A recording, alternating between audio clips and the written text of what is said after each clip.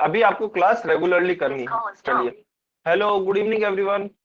तो जैसा आप सभी को पता है कि हम 10th की मैथ्स का फर्स्ट चैप्टर को पढ़ने के लिए जितने भी हमें निचली कक्षाओं के कॉन्सेप्ट आने चाहिए उनकी पढ़ाई कर रहे थे। तो हम देखते हैं हमने पिछली कक्षाओं में क्या पढ़ा। पिछली कक्षाओं में देखो हमने एक बहुत ही इंपॉर्टेंट कॉन्सेप्ट पढ़ा। वह क्या था कि संख्याओं के प्रकार क्या क्या होते हैं या फिर अलग अलग तरह की संख्याएं कौन सी होती हैं, जिसमें हमने देखा सम संख्याएं, विषम संख्याएं, अभाज्य संख्याएं और भाज्य संख्याएं। तो चलिए जल्दी से हम इनका एक बार रिवीजन कर लेते हैं क्या होती है। सम संख्याएं क्या होती थी? जिनमें कि दो का भाग पूरा पूरा चला जाता है। और इसकी हमने ट्रिक क्या बताई थी? ट्रिक ये थी कि इन संख्याओं के जो अंत का अंक होगा वह क्या होगा, या तो 0 होगा या 2, 4, 6, 8। इन 5 अंकों में से अगर किसी संख्या के लास्ट का अंक है तो वह सम संख्या होगी। फिर विषम संख्या क्या होती है? सम संख्या के बिल्कुल उल्टी होती है कि यदि जिन जिन भी संख्याओं में दो का भाग नहीं जाता है पूरा पूरा, वह हमारी विषम संख्या कहलाती है। और इनके लास्ट का अंक क्या होगा? इन संख्याओं के इनके लास्ट का अंक होगा 1, 3, 5, 7, 9। ठीक है। फिर हमारी आती है अभाज्य संख्याएं। देखिए अभाज्य संख्या जैसा कि नाम से पता लग रहा है जो कि भाजित नहीं है। इसका मतलब ये संख्याएं केवल और केवल एक से और खुद या फिर स्वयं से विभाजित होती हैं। इसके अलावा किसी से भी विभाजित नहीं होती हैं। जैसे 13 हो गया। 13 किससे विभाजित है? 13 या तो 13 से ही विभाजित होता है या फिर 1 से विभाजित होता है। इसके अलावा और किसी भी संख्या से विभाजित नहीं होता है। फिर हमने पढ़ा था भाज्य संख्याएं। भाज्य संख्याएं क्या होती है? जो 1 से, स्वयं से और इन दोनों के अलावा किसी और भी संख्या से विभाजित हो जाए, किसी और संख्या से भी विभाजित हो, वह हमारी भाज्य संख्याएं कहलाती हैं। जैसा कि नाम से ही पता लग रहा है भाज्य, जो कि विभाजित होती हैं। तो इसका अगर मैं उदाहरण की बात करूं तो इसका उदाहरण क्या हो सकता है? जैसे कि हमारा 6। क्योंकि देखिए 6 6 और 1 के अलावा 2 से भी विभाजित है, 3 से भी विभाजित है, इत्यादि। तो इसका मतलब 6 हमारी एक भाज्य संख्या हो गई है। तो चलिए ये सब हमने पिछली क्लास में अच्छे से डिटेल में पढ़ा था। अभी इसी पे आधारित आपको एक क्वेश्चन सॉल्व करना है। क्वेश्चन सॉल्व करना है रिकॉल टेस्ट और पोल सेक्शन में इसका आपको आंसर करना है। क्वेश्चन क्या दिया गया है? हमें पहली 5 भाज्य संख्या बतानी है कि पहली 5 भाज्य संख्या कौन सी होंगी। सभी बच्चे पोल सेक्शन में आंसर करेंगे और ध्यान पूर्वक आंसर करेंगे। कई बार क्वेश्चन आते हुए गलत हो जाता है हमारा। इसके लिए आपके पास 30 सेकंड, अच्छा 30 सेकंड है। सभी बच्चे ध्यान से पहले ऑप्शंस को देखेंगे, क्वेश्चन को पढ़ेंगे, क्वेश्चन क्या पूछा गया है और क्या ऑप्शंस हमें दिए गए हैं। इसमें गलती होने के चांसेस है, मैं पहले बता रहा हूं, तो इसलिए ध्यान से सॉल्व करेंगे।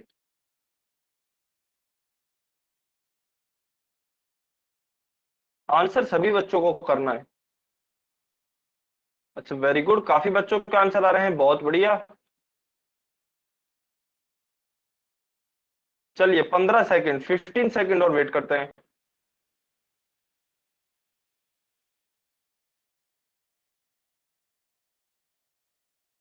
10, 9, 8, 7, 6, 5, 4, 3, 2, 1।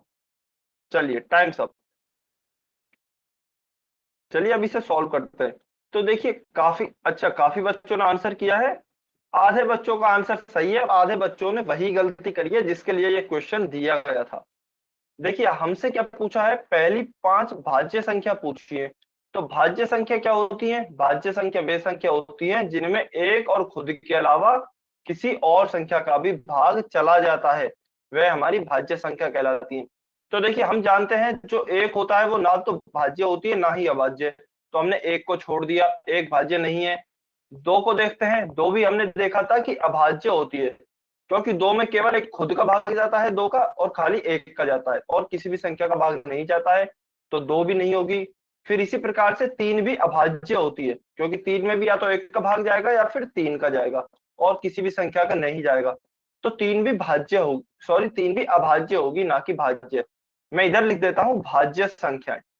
तो देखिए फिर आती है पहली हमारी जो भाज्य संख्या आती है वह आती है 4, क्योंकि 4 में 1 और 4 के अलावा 2 का भी भाग चला जाता है।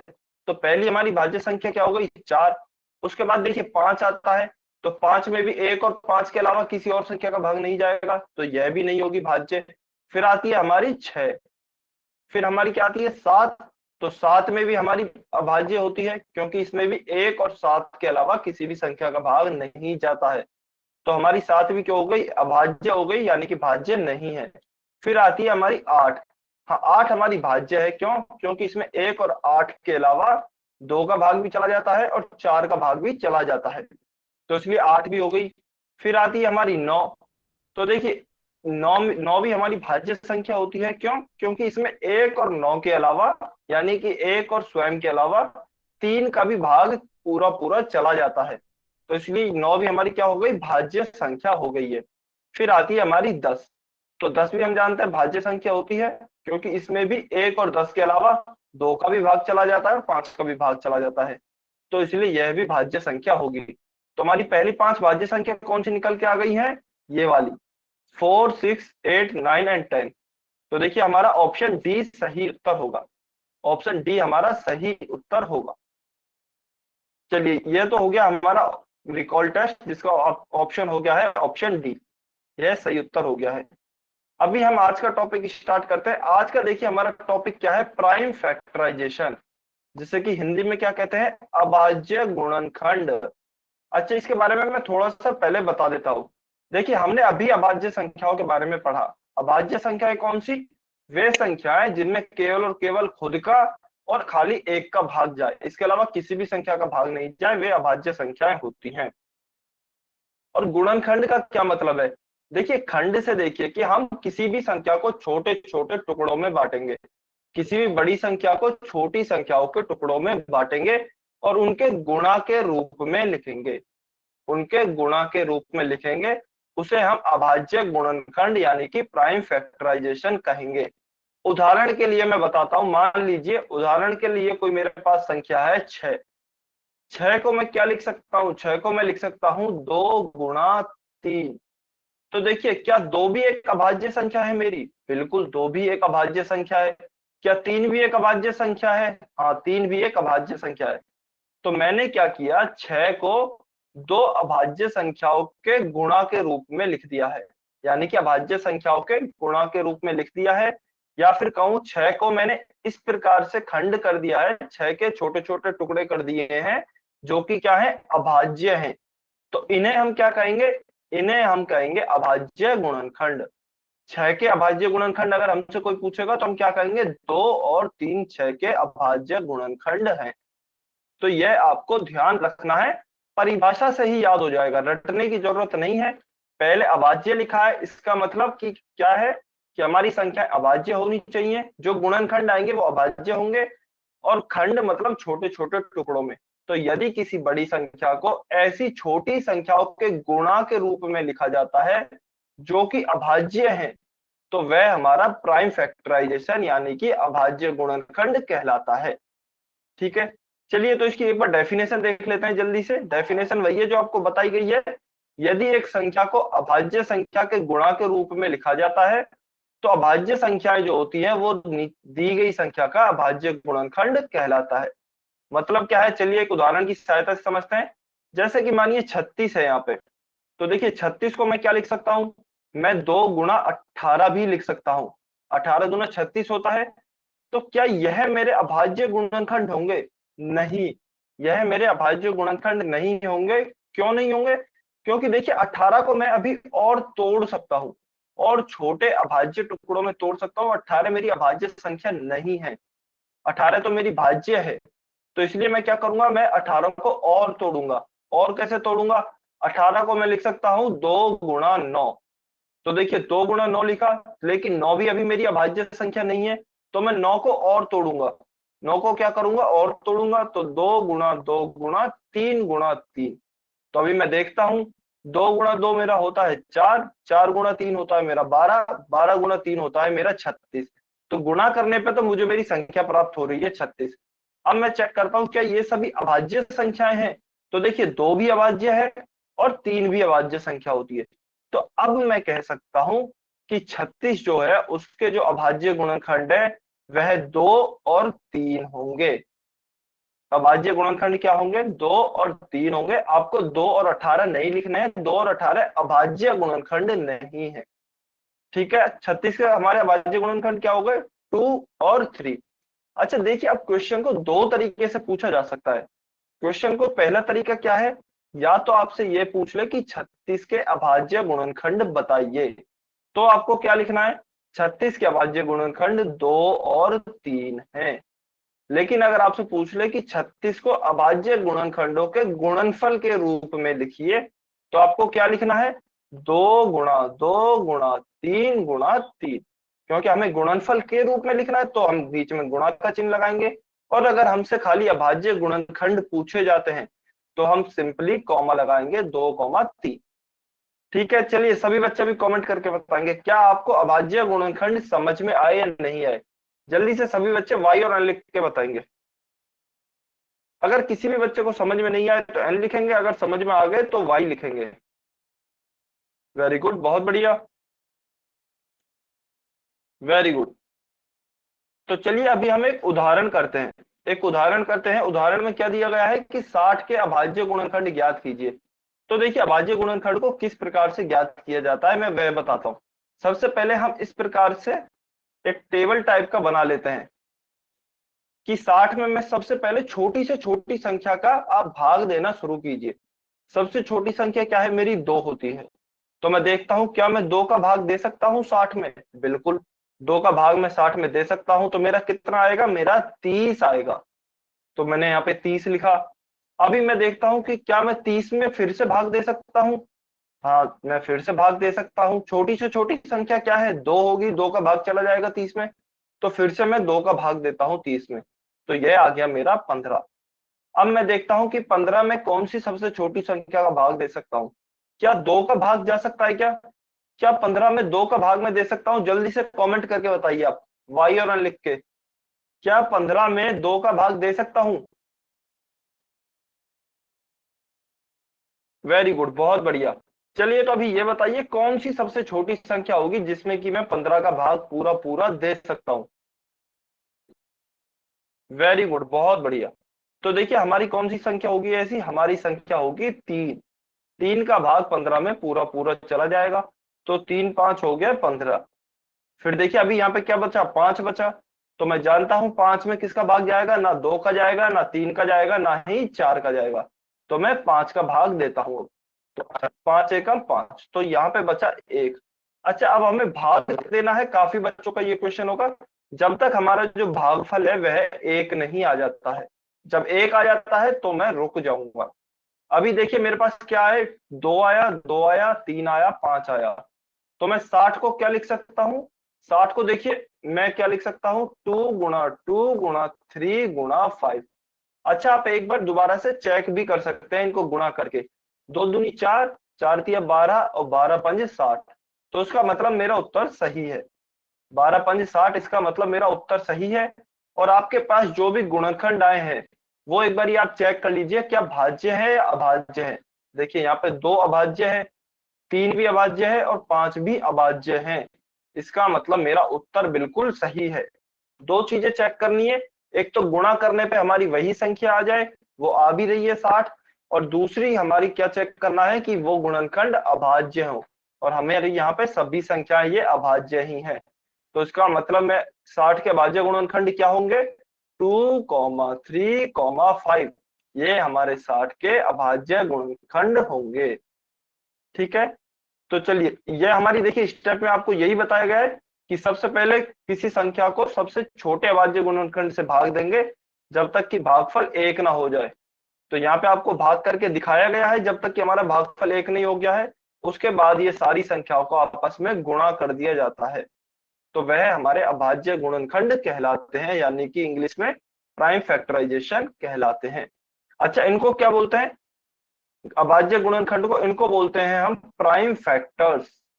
इनको बोलते हैं प्राइम फैक्टर्स। और ये जो हमारी पूरी प्रक्रिया है, ये जो हमारी पूरी अभाज्य गुणनखंड निकालने की प्रक्रिया है, इसको बोलते हैं प्राइम फैक्टराइजेशन। इसको बोलते हैं प्राइम फैक्टराइजेशन। तो यह आपको याद रखना है। चलिए अभी हम एक दो चीजें और देखते हैं। प्राइम फैक्टराइजेशन हमने देख लिया है, यानी कि अभाज्य गुणनखंड हमने देख लिए हैं। अभी हम देखते हैं कि सार्व गुणनखंड क्या होते हैं, यानी कि कॉमन फैक्टर्स क्या होते हैं। तो देखिए, यदि कोई संख्याएं हमें दी गई हैं, उनके गुणनखंडों में वह सभी गुणनखंड जो कि क्या हो, समान हो या फिर एक जैसे हो या फिर कॉमन हो, तो वह हमारे सार्व गुणनखंड कहलाते हैं। अच्छा, उदाहरण के तौर पे मैं बात करता हूं, तो चलिए इसका एक उदाहरण लेते हैं। 4 तथा 18 का सार्व गुणनखंड हमें ज्ञात करना है। तो देखिए 4 और 18 का मैं सार्व गुणनखंड से हमारा क्या मतलब है। सबसे पहले मैं 4 का प्राइम फैक्टराइजेशन ज्ञात करूंगा या फिर अभाज्य गुणनखंड ज्ञात करूंगा। चलिए, तो सभी बच्चे अभी 4 के अभाज्य गुणनखंड लिख के बताएंगे कमेंट सेक्शन में। 4 के अभाज्य गुणनखंड क्या होंगे, जल्दी से सभी बच्चे लिख के बताएंगे। 4 के अभाज्य गुणनखंड लिख के बताना है सभी बच्चों को, जल्दी से सभी बच्चे। 4 के अभाज्य गुणनखंड क्या होंगे? वेरी गुड, वेरी गुड, चलिए बहुत बढ़िया। बिल्कुल। तो 4 का हमारा अभाज्य गुणनखंड क्या होगा? 4 का हमारा अभाज्य गुणनखंड होगा 2 गुणा 2। अच्छा, एक बच्चे ने लिखा है 1,4। तो देखिए ये अभाज्य गुणनखंड नहीं है 1,4, क्योंकि ना तो हमारी एक ही अभाज्य संख्या होती है और हमारी 4 भी अभाज्य संख्या नहीं होती है। इसलिए 1 और 4 अभाज्य गुणनखंड नहीं होंगे। अभाज्य गुणनखंड क्या होंगे हमारे? 2, 2 गुणा 2। तो देखिए मैं यहाँ पे भाग करके भी दिखा देता हूं। तो 4 में सबसे छोटी संख्या का भाग किया जाएगा। वैसे तो काफी बच्चे कहेंगे सर 1 का भी तो भाग जाएगा। बिल्कुल 1 का भी भाग जाएगा, लेकिन वह हमारी अभाज्य संख्या नहीं होती है। तो इसलिए हम किसका भाग देंगे? हम 2 का भाग देंगे। हमेशा 2 से स्टार्ट करना है, मतलब 2 से शुरू करना है। यदि 2 का भाग जाता है ठीक है, फिर 3 का भाग देंगे, फिर 5 का भाग देंगे। तो इस तरीके से हम अभाज्य संख्याओं का भाग देंगे। तो देखिए 2 का भाग मैंने 4 में दिया, 2 बार गया, फिर से 2 का भाग दूंगा तो 1। तो यह आ गया है 2 गुणा 2। चलिए अभी आप 18 का निकालेंगे। 18 के अभाज्य गुणनखंड क्या होंगे? सभी बच्चे 18 के निकालेंगे जल्दी से और कमेंट सेक्शन में ही आंसर करेंगे। 18 के अभाज्य गुणनखंड हमारे क्या होंगे? सभी बच्चे 18 के अभाज्य गुणनखंड निकालेंगे और कमेंट सेक्शन में आंसर करेंगे।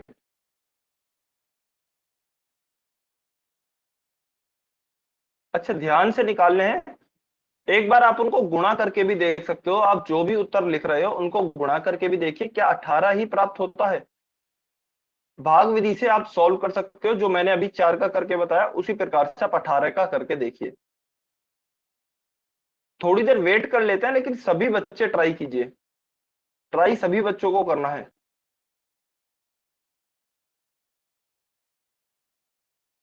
वेरी गुड, बहुत बढ़िया, बहुत बढ़िया, वेरी गुड। लगभग सभी बच्चों का बिल्कुल सही उत्तर है। सभी बच्चों का सही उत्तर है। किसी एक बच्चे ने लिखा है 9,9। तो देखिए 9,9, 9,9 तो हो ही नहीं सकता, क्योंकि अगर मैं उनको गुणा करूंगा 9,9 को, तो 9 में 81 आएगा, जबकि मेरी संख्या तो 18 है और 9 मेरी अभाज्य संख्या भी नहीं है। तो इसलिए 9 तो हो ही नहीं सकता। तो चलिए एक बार 18 का इनका जल्दी से कैलकुलेट करते हैं अभाज्य गुणनखंड। देखिए 18 का मैं कैलकुलेट करूंगा, सबसे पहले 2 का भाग जाएगा, 2 9 18, फिर 3 का भाग जाएगा, 3 3 9, और फिर से 3 का भाग जाएगा 1। तो मेरे प्राइम फैक्टर्स क्या आ गए, अभाज्य गुणनखंड क्या आ गए? 2 गुणा 3 गुणा 3। तो इसका मतलब मेरे अभाज्य गुणनखंड 18 के क्या हो गए? 2 गुणा 3 गुणा 3। तो मैं क्या लिख सकता हूं? देखिए अब हमें क्या निकालना है, ये तो हो गए इन दोनों के अभाज्य गुणनखंड, 4 के और 18 के। अभी मुझे निकालना है सार्व गुणनखंड। इन दोनों संख्याओं का क्या निकालना है? सार्व गुणनखंड। अच्छा, सार्व गुणनखंड क्या होता है आप इंग्लिश में याद रखिए, कॉमन फैक्टर्स। कॉमन फैक्टर्स का मतलब क्या है? जो कि दोनों में क्या हो? कॉमन हो। ऐसे फैक्टर्स जो कि दोनों संख्याओं में या फिर जितनी भी संख्याएं उन सभी में कॉमन हो, वह होंगे हमारे सार्व गुणनखंड, यानी कि कॉमन फैक्टर्स। अब देखिए 2 यहां भी है और 2 यहां भी है, तो यह 2 जो है दोनों ही संख्याओं में कॉमन है। तो इसलिए एक तो हमारा क्या हो गया? 2 हो गया है सार्व गुणनखंड। फिर इसके बाद देखिए क्या देखता हूं मैं, 3 है, 3 लेकिन मेरा खाली 18 में है, 4 में नहीं है। 4 में तो ओनली दो ही दो है, 3 नहीं है, तो 3 मेरा सारू गुणनखंड नहीं होगा। तो मेरा उत्तर क्या आएगा? केवल और केवल 2, क्योंकि 2 ही मेरा दोनों संख्याओं के फैक्टर्स में कॉमन है या फिर उभयनिष्ठ है। तो इस प्रकार से आप सारू गुणनखंड निकाल सकते हैं। सबसे पहले आपको दी गई सभी संख्याओं के अभाज्य गुणनखंड निकालने हैं। उसके बाद आपको चेक करना है कि कौन से मेरे गुणनखंड जो हैं वह कॉमन हैं, और जो भी कॉमन आपके गुणनखंड होंगे वह आपके सारू गुणनखंड कहलाएंगे। तो चलिए यहाँ पे, यस, किसी बच्चे ने हैंड रेज किया है, आपका कोई डाउट है क्या? यदि कोई डाउट है तो आप अनम्यूट करके पूछ सकते हैं। ठीक है, अगर कोई डाउट नहीं है तो चलिए हम आगे बढ़ते हैं। तो देखिए हमारे सारू गुणनखंड क्या हो गया? सारू गुणनखंड हमारा हो गया है 2। अच्छा, एक चीज और, कि यदि आपसे देखिए पूछा जाता है कि अभाज्य सारू गुणनखंड, यदि आपको लगा दिया जाता है अभाज्य सार्व गुणनखंड, तो क्या होगा? तो आपका होगा केवल और केवल, तो आपका होगा केवल और केवल 2, क्योंकि 2 ही हमारी अभाज्य संख्या है। लेकिन अगर आपसे खाली पूछा जाए कि सार्व गुणनखंड बताइए, सार्व गुणनखंड बताइए, तो देखिए एक जो होता है, एक तो हमेशा ही कॉमन होता है, एक तो हमेशा ही उभयनिष्ठ होता है, तो एक तो हमेशा ही आएगा सभी संख्याओं में। तो एक को तो हम हमेशा ही लिख सकते हैं कि एक तो सार्व गुणनखंड हमेशा होगा ही होगा, क्योंकि हमसे यहाँ पे सार्व गुणनखंड पूछा गया है। तो इसका मतलब क्या हो जाएंगे हमारे यहाँ पे? दो ऑप्शन हो जाएंगे, 1,2। 1,2 हमारे दो सार्व गुणनखंड हो जाएंगे। चलिए कमेंट करके बताएंगे अब सभी बच्चे, आपको समझ में आया सार्व गुणनखंड, सार्व गुणनखंड क्या होते हैं और इन्हें कैसे लिखते हैं या फिर कैसे ज्ञात करते हैं? बहुत बढ़िया, वेरी गुड। चलिए यह समझ में आया। तो अब हम एक चीज और देखते हैं, सार्वगुणज। सार्वगुणज, अच्छा, इसका भी आप इंग्लिश में मीनिंग याद रखेंगे, उससे आपको हेल्प होगी याद रखने में, इसकी डेफिनेशन याद रखने में। इंग्लिश में क्या कहते हैं सार्वगुणज को? Common multiples. कॉमन मल्टीपल्स क्या होते हैं? चलिए डेफिनेशन देखते हैं। दिए गई संख्याओं के गुणजों में से वह गुणज जो सभी दी गई संख्याओं का गुणज हो, सार्वगुणज कहलाता है। अच्छा, आपको शायद इसमें नहीं समझ में आया होगा, तो मैं एक उदाहरण की सहायता से समझाता हूँ। देखिए कहने का मतलब क्या है, मान लीजिए मेरे पास दो संख्याएं हैं। दो संख्याएं कौन कौन सी हैं? एक तो मेरे पास 3 है, एक मेरे पास 7 है। ये दो संख्याएं हैं और इनका मुझे सार्वगुणज ज्ञात करना है। अच्छा, सार्वगुणज का मतलब यह होता है कि ऐसी संख्या जिसमें कि इन दोनों ही संख्याओं का भाग चला जाए, 3 का भी भाग चला जाए और 7 का भी भाग चला जाए, ऐसी संख्या मुझे सार्वगुणज देगी या फिर वह संख्या सार्वगुणज कहलाएगी। तो देखिए 3 का देख लेता हूं मैं, सबसे पहले 3 का भाग किस किस में जाएगा, तो 3 का पहाड़ा बोल के देख लेता हूं। तो 3 एकम 3, 3 दूनी 6, 3 तिया 9, 3 चौक 12, 3 पंज 15, 3 छिंग 18, 3 सत 21, 3 आठ 24, 3 नाम 27 और 3 दाई 30। फिर देखिए अब 7 का पारा बोल लेता हूँ। 7 एकम 7, 7 दूनी 14, 7 तिया 21, 7 चौके 28 और इत्यादि आगे तक चलते रहेंगे। तो मैं देखता हूं देखिए कौन सी संख्या दोनों में कॉमन है, ऐसी कौन सी संख्या है जिसमें कि दोनों ही संख्याओं का भाग चला जाएगा 3 और 7 का। तो देखिए 3 में मैं चलता हूं तो इसमें भी 21 आ रहा है, और 7 में मैं चलता हूं तो इसमें भी 21 आ रहा है। तो इसका मतलब 21 मेरी एक ऐसी संख्या हो गई जिसमें कि दोनों ही संख्याओं का भाग चला जाएगा। तो इनका एक कॉमन मल्टीपल क्या हो गया है मेरा? कॉमन मल्टीपल मेरा हो गया है 21। पहला कॉमन मल्टीपल क्या हो गया? 21। अब देखिए अगर हमें दूसरा भी निकालना है, दूसरा निकालना है तो अब मैं क्या करूंगा, एक तो तरीका है कि आप इसी के आगे चलते जाएं, पहले 3 का पूरा पहाड़ा लिखते जाएं या फिर 7 का पूरा पहाड़ा लिखते जाएं, फिर कॉमन मल्टीपल्स या फिर कॉमन संख्या को निकालें। अब दूसरा तरीका यह होता है कि हमें मान लीजिए एक मिल गया है, हमें 21 मिल गया है, तो मैं क्यों ना अब 21 को ही डायरेक्ट आगे बढ़ा दूं, मैं क्यों ना 21 को आगे डायरेक्ट बढ़ा दूं, जैसे कि 21 हो गया, फिर 21 दूनी 42 हो गया, 21 तिया 63 हो गया। तो यह सभी में आप देखोगे तो इनमें 3 और 7 के भाग चले जाएंगे। तो यह सभी हमारे कॉमन मल्टीपल्स कहलाएंगे। यह हमारे सभी कॉमन मल्टीपल्स या फिर सार्वगुणज कहलाएंगे। तो देखिए एक बार मैं जल्दी से रिवाइज करा देता हूं, हमने क्या क्या चीजें पढ़ी है। हमने क्या क्या चीजें पढ़ी, सबसे पहले हमने पढ़ा प्राइम फैक्टर्स, यानी कि जिसे हिंदी में क्या कहते हैं, अभाज्य गुणनखंड। अभाज्य गुणनखंड आप कैसे ज्ञात करेंगे, कोई भी संख्या लेंगे, उसमें आप भाग देते जाएंगे जब तक कि आपका भागफल 1 नहीं हो जाता, और यहाँ पे जो संख्याएं आएंगी वह आपकी अभाज्य गुणनखंड कहलाएंगी। लेकिन आपको यह बात का ध्यान रखना है कि यहाँ पे जो भी संख्याएं आए वह सारी अभाज्य होनी चाहिए, और उनका गुणनफल जो है वो हमारी ओरिजिनल संख्या आनी चाहिए। तो सबसे पहले तो हो गई हमारे प्राइम फैक्टर्स या फिर अभाज्य गुणनखंड। फिर दूसरी चीज हमने क्या पढ़ी, सार्वगुणनखंड। दूसरी चीज हमने पढ़ी सार्वगुणनखंड, जिसे कि इंग्लिश में क्या कहते हैं, कॉमन फैक्टर्स। तो मान लीजिए हमें कोई भी दो संख्या दी है, हमने सबसे पहले दोनों ही संख्याओं का क्या किया, दोनों संख्याओं के हमने अभाज्य गुणनखंड निकाल लिए। फिर हमने देखा कि कौन कौन से जो फैक्टर्स हैं वो कॉमन है दोनों संख्याओं में, उससे हमारे सार्वगुणनखंड हमने ज्ञात किए। फिर तीसरी चीज हमने अभी क्या पढ़ी, सार्वगुणज, यानी कि कॉमन मल्टीपल्स। कॉमन मल्टीपल्स क्या होते हैं, कि वे संख्याएं जिनमें की दोनों संख्याओं का भाग चला जाएगा। वह संख्या जिसमें कि हमारी जो भी दो संख्या है, जैसे यहाँ पे 3 और 7 थी, इन दोनों संख्याओं का भाग चला जाएगा, वह हमारे कॉमन मल्टीपल्स या फिर सार्वगुणज होंगे। तो यह तीन चीजें हमने अभी पढ़ी। अभी सभी बच्चे कमेंट करके बताएंगे क्या सभी बच्चों को तीनों चीजें क्लियर हैं, अभाज्य गुणनखंड, सार्वगुणनखंड और सार्वगुणज। सभी बच्चे कमेंट करके बताएंगे। वेरी गुड, बहुत बढ़िया। चलिए, सभी को क्लियर है तो एक एग्जांपल ले लेते हैं सार्वगुणज का, कि 4 और 6 का सार्वगुणज ज्ञात कीजिए। 4 और 6 का सार्वगुणज ज्ञात कीजिए। तो देखिए मैं 4 का पहाड़ा बोलता हूं और 6 का पहाड़ा बोलता हूं सबसे पहले। तो 4 एकम 4, 4 दूनी 8, 4 तिया 12, 4 चौके 16 और 4 पंज 20, और आगे इसी प्रकार से चलता रहेगा। फिर 6 का भी बोलता हूँ एक बार, 6 एकम 6, 6 दूनी 12, 6 तिया 18, 6 चौके 24, और यह आगे तक चलता रहेगा। तो देखिए सबसे पहले मेरा क्या आया, यहाँ पे भी 12 आ गया है और यहाँ पे भी 12 आ गया है। तो इसका मतलब मेरा पहला कॉमन मल्टीपल क्या हो गया, मैं यहाँ लिख लेता हूँ। कॉमन मल्टीपल मेरा क्या हुआ है, सबसे पहले आया है 12।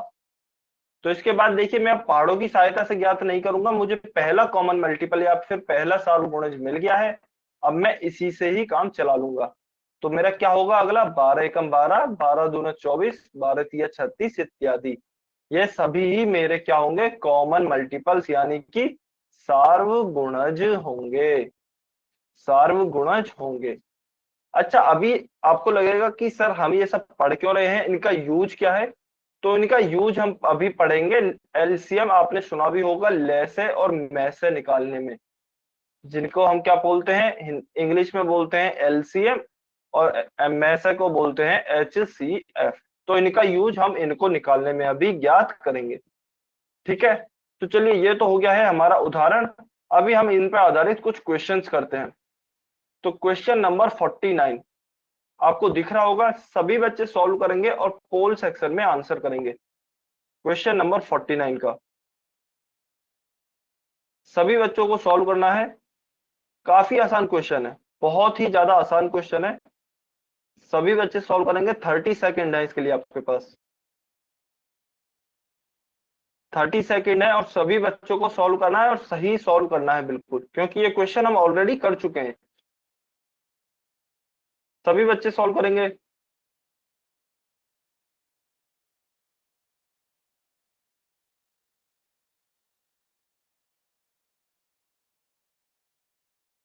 चलिए 15 सेकेंड, 15 सेकेंड और वेट कर रहा हूं मैं, जल्दी से सॉल्व करें सभी बच्चे।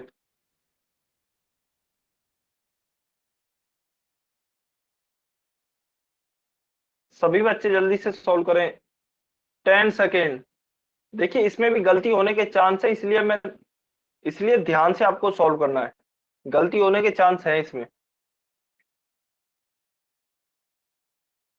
5, 4, 3, 2, 1, टाइम्स अप। चलिए इसे सॉल्व करते हैं। देखिए काफी बच्चों ने, 2 से 3 बच्चों ने इसमें गलती भी की है। तो देखिए क्या दिया गया है, हमसे दिया गया है 18 का अभाज्य गुणनखंड ज्ञात कीजिए। तो मैं देखता हूं सबसे पहले 18 का अभाज्य गुणनखंड क्या आएगा। तो देखिए 18 इधर लिखा, सबसे छोटी संख्या क्या है, एक के अलावा दो होती है, एक का भाग हम नहीं देते हैं, दो का देंगे। एक का क्यों नहीं देते हैं, क्योंकि वह अभाज्य नहीं होती है। तो दो का देंगे, तो 2 नम 18। फिर देखिए 9 में अब किसका भाग जाएगा, दो का नहीं जाएगा, 3 का भाग जाएगा, तो 3 का भाग दिया, तो 3 तिया 9। फिर यहाँ 3 बचा, तो अभी और भाग देंगे क्योंकि एक नहीं आया है। फिर 3 का भाग देंगे, तो 3 एकम 3। तो इस बार एक आ गया है, तो हमारा भाग यहीं पे खत्म हो गया है। तो यहाँ पे क्या संख्या आई, 2 गुणा 3 गुणा 3। क्या देखेंगे, आंसर है हमारा यस, ऑप्शन बी है, तो ऑप्शन बी हमारा सही उत्तर होगा। अच्छा, कुछ बच्चों ने ऑप्शन ए उत्तर दिया है। आप सभी का डाउट होगा कि सर ए सी डी इनमें भी तो गुणा करने पे 18 आ रहा है। बिल्कुल, इन सभी में गुणा करने पे आप देखोगे 18 ही आएगा, लेकिन यह अभाज्य नहीं है। ना तो 9 अभाज्य है, ना ही 6 अभाज्य है, ना ही 18 अभाज्य है। तो इसलिए यह हमारे अभाज्य गुणनखंड नहीं होंगे।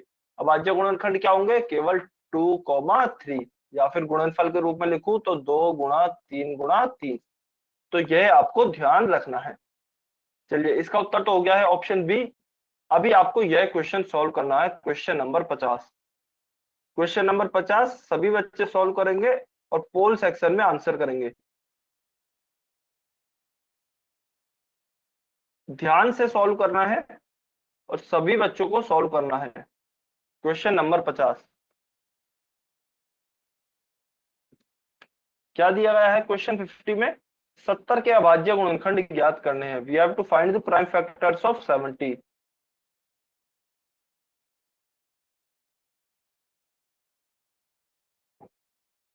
ध्यान से सॉल्व करना है सभी बच्चों को, जल्दबाजी नहीं करनी है। अच्छा, इसके लिए आपको 1.5 मिनट दिए जा रहे हैं। 1.5 मिनट काफी टाइम है इस क्वेश्चन के लिए, ध्यान से सॉल्व कीजिए। लेकिन ट्राई सभी बच्चे को करनी है, सभी, कोई भी ऐसा बच्चा नहीं हो जो कि ट्राई ही नहीं करे। सर पोल ओपन नहीं हुआ। अच्छा ठीक है, अभी आप कर सकते हो, अभी आप उत्तर कर सकते हो पोल में।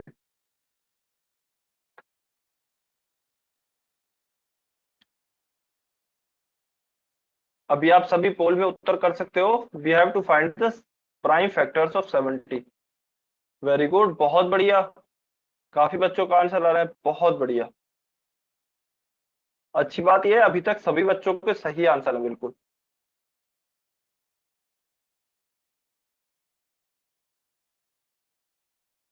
चलिए 30 सेकेंड, 30 सेकेंड और वेट कर रहे हैं। सभी बच्चे आंसर करेंगे जल्दी से।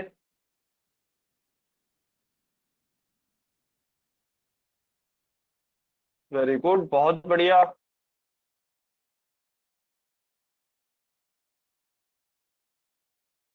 10 सेकेंड, 10 सेकेंड और वेट कर रहे हैं, जल्दी से आंसर करें सभी बच्चे। 5, 4, 3, 2, 1, टाइम्स अप। चलिए, बहुत बढ़िया, ये वाला क्वेश्चन सभी बच्चों का सही है, बहुत बढ़िया, वेरी गुड। तो देखिए, चलिए इसे जल्दी से एक बार सॉल्व भी कर लेते हैं। वैसे तो सभी बच्चों का बिल्कुल सही है। तो देखिए सबसे पहले तो, अच्छा इस बार हम अगर ना भी निकाले ना तो ऑप्शंस की सहायता से ही देख सकते हैं। देखिए सबसे पहले मैं ऑप्शन बी देखता हूँ। ऑप्शन बी को गुणा करने पे क्या आ रहा है, 2 तिया 6 और 6 पंजे 30। तो 30 आ रहा है, तो ये तो वैसे ही गलत हो गया। फिर ऑप्शन सी देखते हैं, 2 तिया 6, 6 पंजे 30, और 30 का गुणा मैं जब 7 से करूंगा तो ये आता है 210, तो यह भी गलत हो गया। 3 पंजे 15, 15 7 105, तो यह भी गलत हो गया। ऑप्शन ए देखता हूं तो 5 दूनी 10 और 10 गुणा 7 70, तो ऑप्शन ए मेरा सही उत्तर हो गया। और मैं एक बार चेक भी कर लेता हूं कि क्या मेरे सभी संख्याएं अभाज्य हैं। तो 2, 5 और 7 तीनों ही संख्याएं अभाज्य हैं। तो इसका मतलब यह मेरा सही उत्तर होगा, ऑप्शन ए मेरा सही उत्तर होगा। ठीक है, तो इसका तो आंसर आ गया है हमारा ऑप्शन ए। चलिए, अभी हम पढ़ते हैं एलसीएम एंड एचसीएफ। एलसीएम को क्या बोलेंगे, लेसे, और एचसीएफ को क्या बोलेंगे, मैसे। तो देखिए क्या होते हैं क्या नहीं होते हैं, ये सभी आपको शायद पता भी होगा, इनका बहुत यूज आता है। देखिए एचसीएफ का थोड़ा यूज कम आता है, लेकिन एलसीएम का तो बहुत ही ज्यादा यूज आता है। तो इसे सभी बच्चे ध्यान से समझेंगे, अच्छे से समझेंगे, किसी को कंफ्यूजन नहीं रखना है एलसीएम में। तो देखिए में से क्या होता है, सबसे पहले में से देखते हैं एचसीएफ। तो एचसीएफ में संक्षेप में बता देता हूं या फिर छोटे रूप में बता देता हूं। हमने अभी पढ़े थे सार्वगुणनखंड। हमने क्या पढ़ा था अभी, सार्वगुणनखंड, जिसे इंग्लिश में हमने क्या बोला था, कॉमन फैक्टर, कॉमन फैक्टर्स। तो देखिए यह वह कॉमन फैक्टर है जो कि क्या है, जो कि हाईएस्ट है, जो कि हाईएस्ट होगा। यह हमारा वह कॉमन फैक्टर है। इसकी फुल फॉर्म भी यही होती है, देखिए हाईएस्ट कॉमन फैक्टर। तो देखिए अगर मैं इसकी परिभाषा पे जाऊं तो परिभाषा क्या होती है, दो या दो से अधिक दी गई संख्याओं के जो सार्वगुणनखंड होंगे, उनमें से सबसे बड़ा सार्वगुणनखंड, जो भी हाईएस्ट सार्वगुणनखंड होगा, वह सभी संख्याओं का क्या होगा, में से होगा, यानी कि एचसीएफ होगा। तो चलिए एक उदाहरण की सहायता से समझते हैं उदाहरण क्या कह रहा है। देखिए हमें ज्ञात करना है 24 और 36 का में से। तो सबसे पहले तो हम क्या निकालेंगे, इनके अभाज्य गुणनखंड कर लेते हैं। अभाज्य गुणनखंड करेंगे तो 24 का करते हैं सबसे पहले। देखिए इसमें 2 का भाग जाएगा 12 बार, फिर 2 का भाग देंगे 6 बार, फिर से 2 का भाग देंगे 3 बार, फिर 3 का भाग देंगे 1 बार। तो क्या हो गया, मैं 24 को क्या लिख सकता हूँ, 2 गुणा 2 गुणा 2 गुणा 3। यह तो हो गया मेरे 24 के अभाज्य गुणनखंड। फिर मेरी क्या है दूसरी संख्या, 36 है। तो मैं 36 के अभाज्य गुणनखंड करता हूँ। तो देखिए 2 का भाग दिया 18 बार, फिर से 2 का भाग दिया 9 बार, फिर से 2 का भाग दिया 3 बार, और 3 का भाग दिया 1 बार। तो मेरा क्या आ गया है, 36 जो आ गया है वह आ गया है 2 गुणा 2 गुणा 2 गुणा 3। एक बार गुणा करके भी देख लेते हैं दोनों ही संख्याओं का। 2 दूनी 4, 4 दूनी 8, 8 तिया 24, इसका मतलब यह सही है। और सभी संख्याएं अभाज्य हैं, 2 और 3 ही है, 2 और 3 दोनों अभाज्य होती हैं।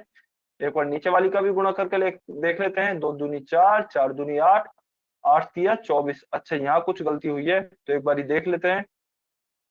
2 नाम 18, अच्छा यहाँ पे ये 3 आएगा, 2 नहीं आएगा, ये 3 आएगा, क्योंकि 9 में 2 का भाग नहीं जाता है, 3 का भाग जाता है। तो देखिए इस प्रकार से आप है ना हमेशा क्रॉस चेक कर सकते हो या फिर अपनी कैलकुलेशन को चेक कर सकते हो। कई बार हमारे आते हुए भी गलत हो जाता है या फिर कई बार गलती हो जाती है जल्दी जल्दी में, तो आपको हमेशा अपनी कैलकुलेशन को क्रॉस चेक करना है। तो चलिए अभी हो गया है 2 दूनी 4, 4 तिया 12 और 12 तिया 36। तो इसका मतलब यह हमारा सही है। अभी हमें देखिए में से निकालना है। में से क्या होता है, हाईएस्ट कॉमन फैक्टर, यानी कि सबसे पहले हम कॉमन फैक्टर निकालते हैं दोनों में। तो देखिए 2 इसमें भी है, 2 इसमें भी है, तो पहले तो 2 आ गया। फिर देखते हैं दूसरा क्या होगा, फिर 1 और 2 इसमें भी है और 1 और 2 इसमें भी है, तो 1 और 2 आएगा, क्योंकि 2 दोनों में 2 बार है, तो इसलिए यहां भी 2 बार आएगा। फिर देखते हैं, देखिए यहाँ 2 है, यहाँ 3 है, कॉमन नहीं है, तो हम छोड़ देंगे। फिर अगली संख्या में यहाँ भी 3 है, यहाँ भी 3 है, तो इसका मतलब 3 एक बार कॉमन है, तो फिर यहाँ पे 3 लिखेंगे। तो हमारा क्या आ गया सबसे बड़ा सार्वगुणनखंड, 2 गुणा 2 गुणा 3, यानी कि 2 दूनी 4 और 4 तिया 12।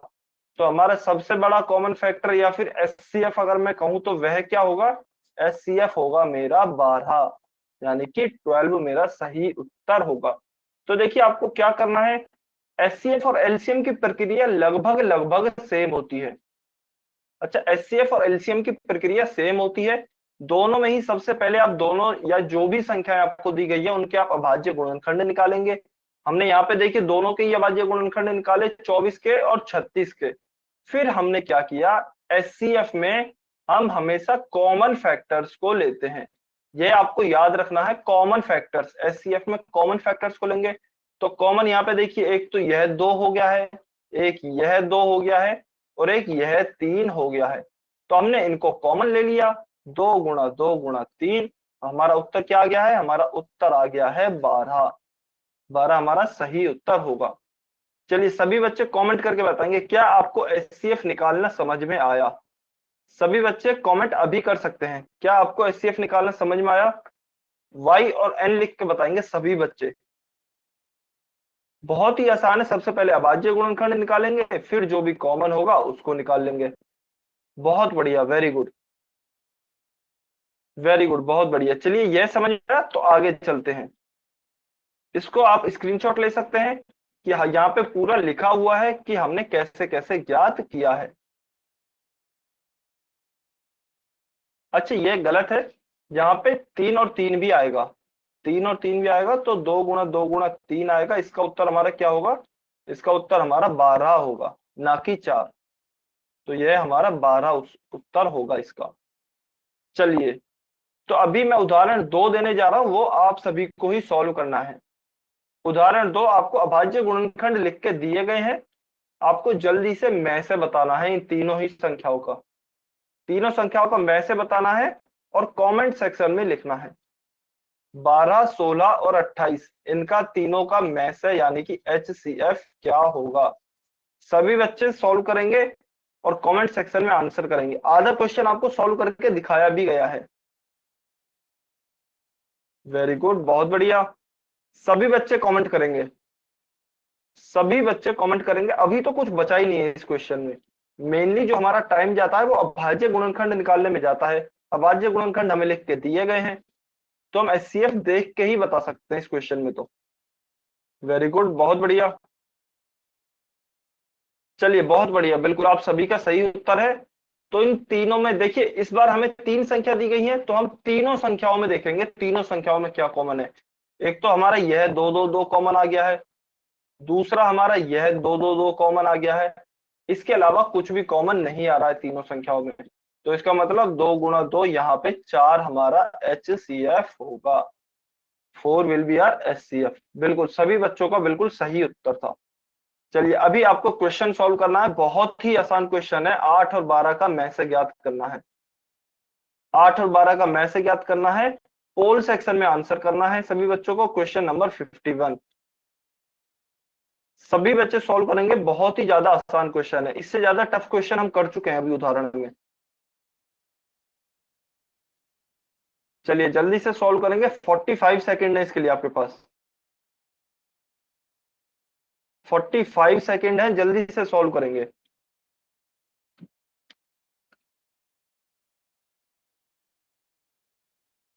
वेरी गुड, बहुत बढ़िया। काफी बच्चों का आंसर भी आ रहे हैं, बहुत अच्छे।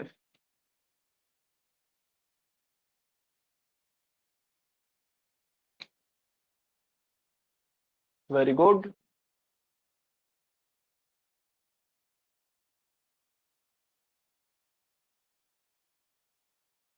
30 सेकेंड, 30 सेकेंड और वेट कर रहा हूं मैं, जल्दी से सॉल्व करेंगे।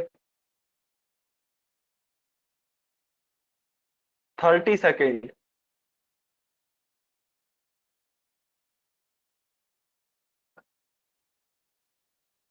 ध्यान से सॉल्व करना है, स्टेप बाय स्टेप चलना है आपको और ध्यान से सॉल्व करना है।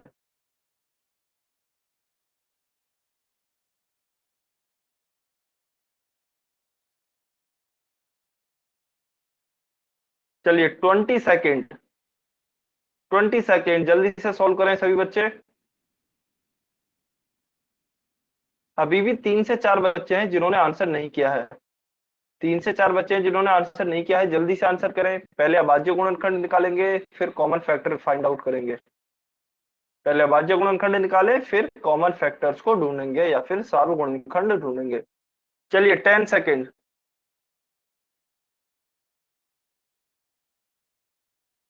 5, 4, 3, 2, 1, टाइम्स अप। तो चलिए अब इसे सॉल्व करते हैं। देखिए ये तो बहुत ही आसान क्वेश्चन है, वैसे ज्यादातर बच्चों का सही भी है।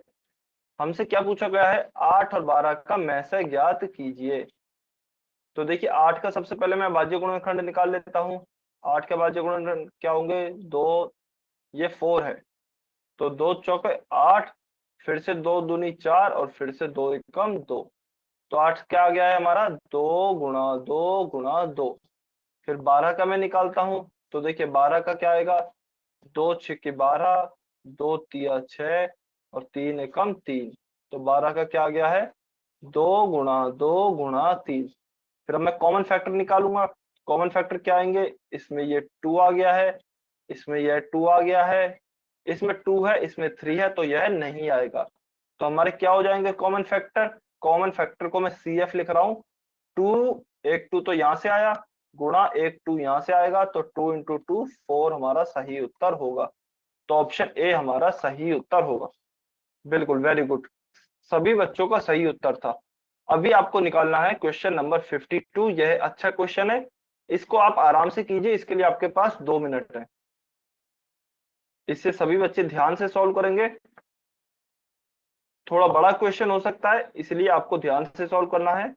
इसके लिए आपके पास 2 मिनट है। किस किस का मैथ से निकालना है इस बार, या किस किस का SCF निकालना है? 18 का, 54 का और 81 का, 18, 54 और 81। सभी बच्चे ध्यान से सॉल्व करेंगे अपनी कॉपी में।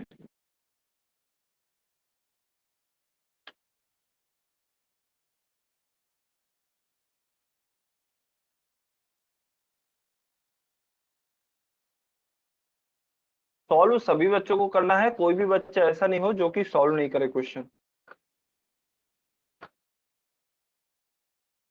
पहले सभी बच्चे अभाज्य गुणनखंड करेंगे, फिर कॉमन फैक्टर्स निकालेंगे। गलती नहीं करनी है।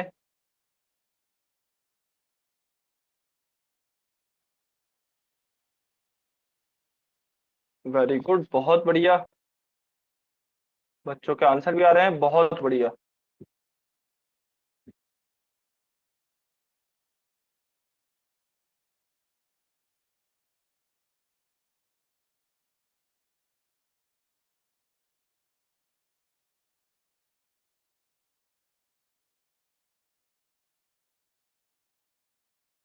ध्यान से सॉल्व करना है सभी बच्चों को।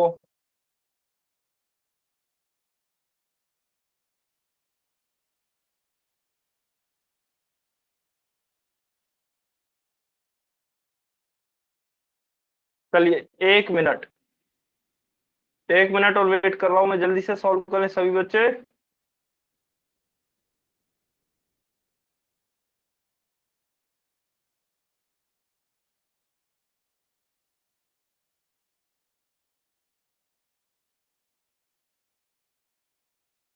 गलती नहीं करनी है, ध्यान से सॉल्व करना है।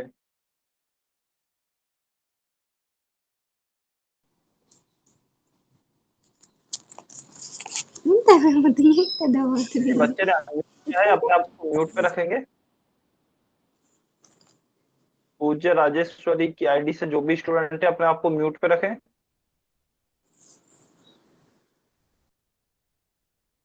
ठीक है, चलिए 30 सेकेंड, 30 सेकेंड और वेट कर रहा हूँ। 30 सेकेंड, जल्दी से आंसर करें।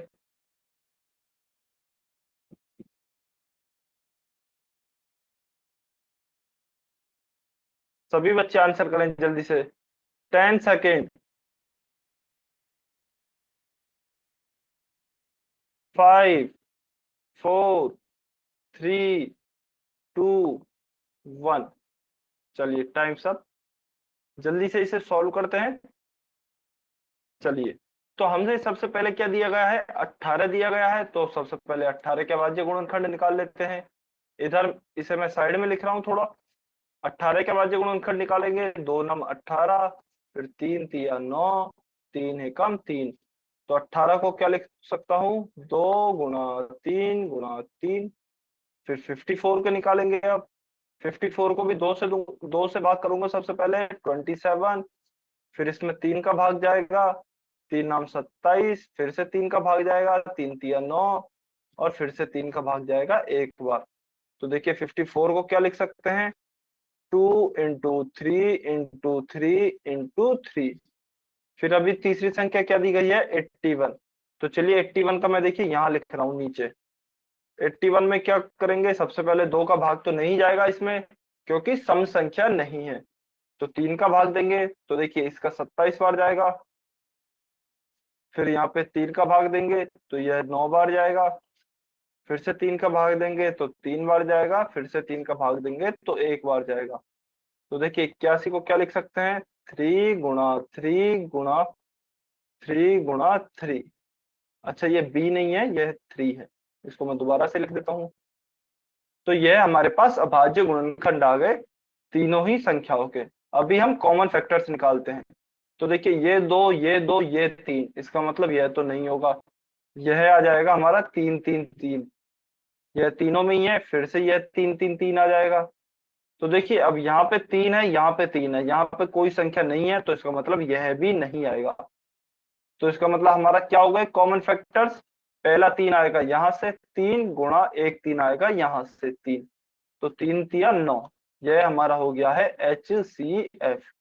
तो इसका मतलब नौ हमारा ऑप्शन सी सही उत्तर होगा। Option C 9 will be our correct answer. चलिए, यह तो हो गया है देखिए HCF यानी कि हाईएस्ट कॉमन फैक्टर। अभी हम देख लेते हैं LCM। LCM भी बिल्कुल ही आसान है। LCM क्या होता है, लोएस्ट कॉमन मल्टीपल। अच्छा, अभी आप इसके उदाहरण से समझिए। देखिए एलसीएम में हम एचसीएफ में क्या कर रहे थे और एलसीएम में हम क्या कर रहे हैं, तो मैं एक बार उदाहरण से ही समझा देता हूं आपको। चलिए देखिए इसी उदाहरण से समझते हैं।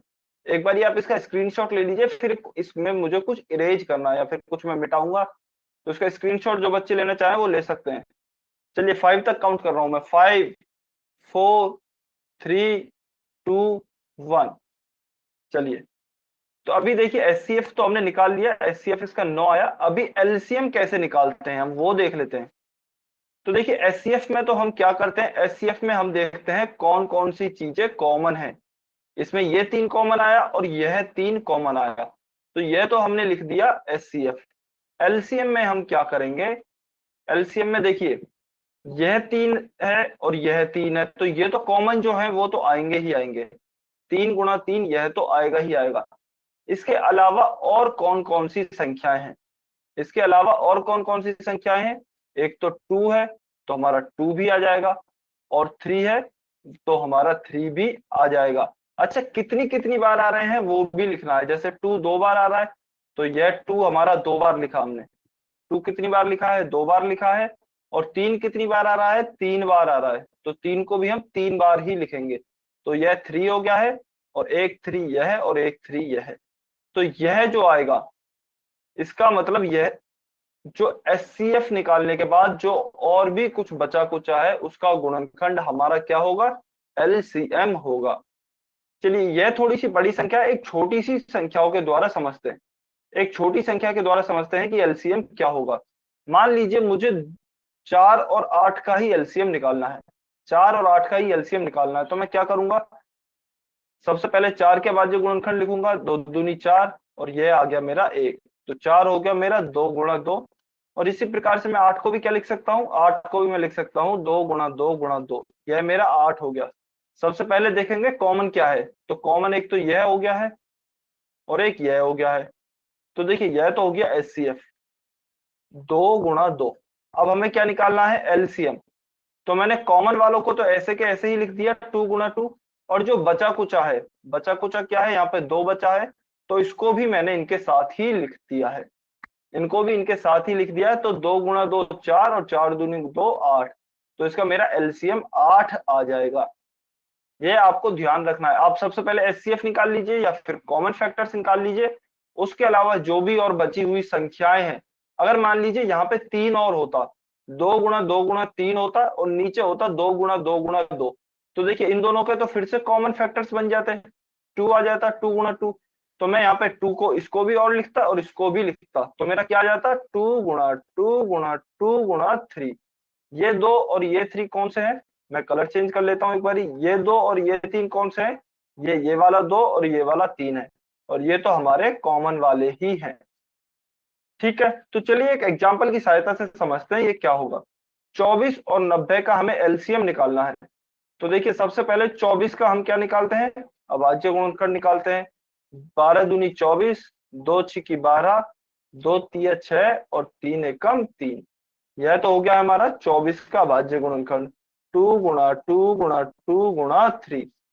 फिर ऐसे ही हम क्या निकालते हैं, 90 का निकालते हैं। तो देखिए 2 ये हो गया 45 टाइम्स, फिर 3 ये हो गया हमारा 15 टाइम्स, फिर ये हो गया हमारा 3 5 टाइम, ये हो गया हमारा 5 1 टाइम। तो 90 क्या हो गया, 90 हो गया है 2 गुणा 3 गुणा 3 गुणा 5। तो देखिए अब इनके सबसे पहले हम कॉमन निकालते हैं। तो देखिए 2 गुणा 2 यह हो रहा है, और साथ में देखिए 3 गुणा 3 यह भी हो रहा, दोनों में ही 3 कॉमन है, तो 3 गुणा 3 1 यहाँ भी बन रहा है। तो सबसे पहले तो हम क्या निकालेंगे, कॉमन वालों को लिख लेते हैं। कॉमन क्या हो गया, 2 गुणा 3 तो हमारा कॉमन हो गया। इसके अलावा बची कुछ ही संख्या क्या है, एक ये 2 है तो ये 2 भी लिखा, एक ये 2 है तो ये 2 भी लिखा, एक ये 3 है तो ये 3 भी लिखा, एक ये 5 है तो ये 5 भी लिखा। इन सब का आप गुणा कर देंगे। 2 तिया 6, 6 दूनी 12, 12 दूनी 24, 24 तिया 48, तो 48 गुणा 5 हम करेंगे। 8 5 40 की 0, हासिल 4, 4 5 20 और 4 24, तो 240, 240 जो होगा वो हमारा इसका सही उत्तर होगा। अच्छा 240 नहीं आएगा, शायद कुछ गलत हुआ है, एक बार फिर से गुणा कर लेते हैं। अच्छा इसमें कुछ गलती हुई है, चलिए आपका टाइम हो गया है, समय हो गया है, तो इसको एक काम करते हैं, इस वाले उदाहरण को है ना हम अगली क्लास में डिस्कस करते हैं। इस वाले उदाहरण को हम अगली क्लास में डिस्कस करते हैं। अभी आप होमवर्क ले सकते हैं, होमवर्क आपका बाकी है। आज की क्लास को हम यहीं खत्म करते हैं, क्योंकि अभी फिर से अगर इस क्वेश्चन को हम शुरू करेंगे तो थोड़ा टाइम लग जाएगा, आपकी क्लास का टाइम हो गया है। तो हम एक काम करते हैं, आज की क्लास को यहीं खत्म करते हैं, लेसन को हम अगली क्लास में डिस्कस करेंगे, ठीक है। चलिए तो अभी मैं रिकॉर्डिंग बंद कर देता हूँ, फिर हम होमवर्क डिस्कस करते हैं।